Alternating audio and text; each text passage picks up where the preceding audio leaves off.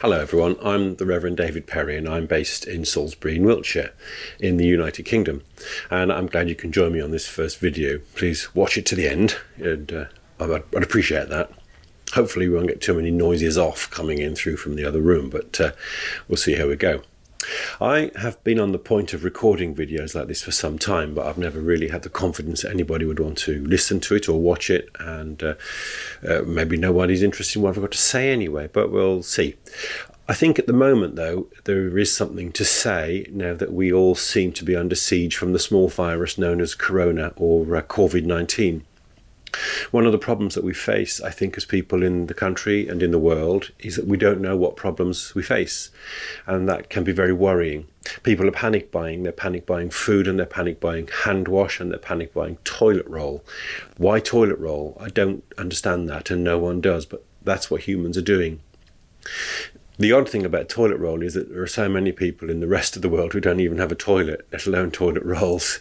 So I would like to think that more people end up toilet twinning as a result of this virus than were before. Maybe some good will come out of it. We have to hope so. However, moving on from that, I have no doubt that some people will be scared of the future, what will happen to them, to their families, to their loved ones if the virus takes hold and thousands of deaths come to pass. I can't remember the facts now because they are so confused, aren't they, as we're being drip-fed the truth, I think. But I think it was the World Health Organization that said that 260,000 people in this country will die of this virus unless the government acts swiftly. Well, I think the government has acted swiftly, and I don't think that number of people is going to die. In the Spanish flu 100 years ago, 25 million people died, I think, and in the Black Death, of course, millions and millions of people died. I don't think we'll see that now because we're so much better prepared. We understand more about disease and about medicine. But we mustn't be complacent. These diseases, these viruses can be truly dreadful, and we don't need 25 million people to die if it involves us. We only need one person to die if it's a loved one, so we have to be a bit careful, I think. When I was in Vietnam a couple of years ago, I remember walking around a very smelly market, and I remember thinking to myself, aren't humans amazing that we can cope with these things? If I was a turkey farmer, I'd be very worried about disease. Oh, maybe I was wrong to think how good we were and how clever the humans were, and maybe actually it's catching up with us, and we have been too dirty and too awful with creation for too long. So what do we need to do then, apart from change our attitude towards creation? Well, we can wash our hands more frequently. That's important. Personal hygiene, food hygiene. I think we're very slack with food hygiene these days. We don't teach it in schools well enough.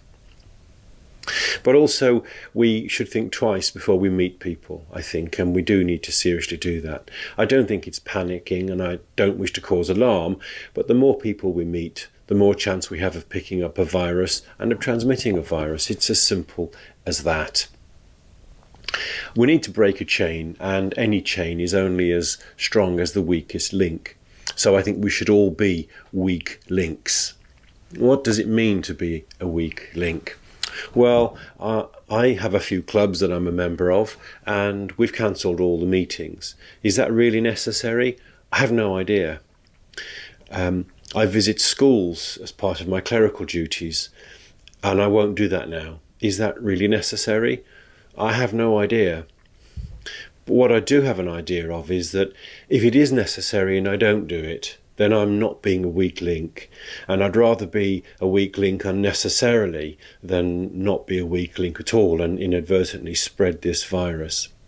Now, I also go to hospitals and to the hospice as part of my clerical duties, and I won't stop doing that because the people there really need the human contact.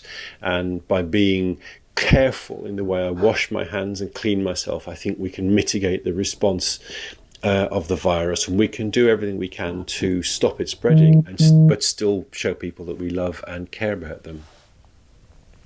My neighbours, many of them in the at-risk group because they're either elderly or infirm, well, we've put cards through their letterboxes, through everyone's actually, just saying that we have a willingness to help them if they need it. Not just me, but fellow neighbours as well, who aren't in the at-risk group, who aren't pregnant or old or ill. And this just shows that we can work together. In fact, one fell through my letterbox this morning, and that's wonderful. We can work together. We can help our neighbours.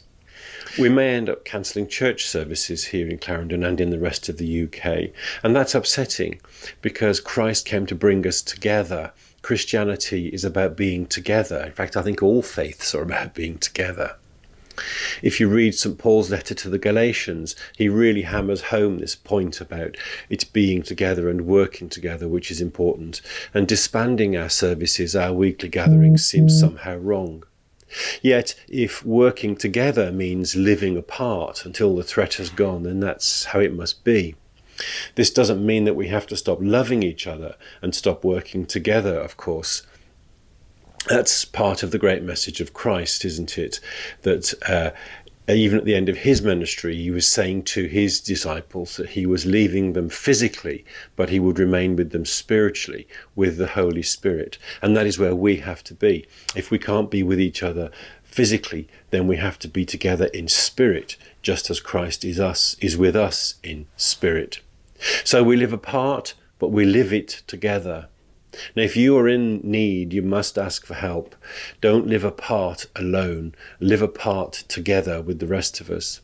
It's times like this that we must learn who our neighbours are. And of course, if you want a biblical reference for that, then Google the Good Samaritan. But that's up to you.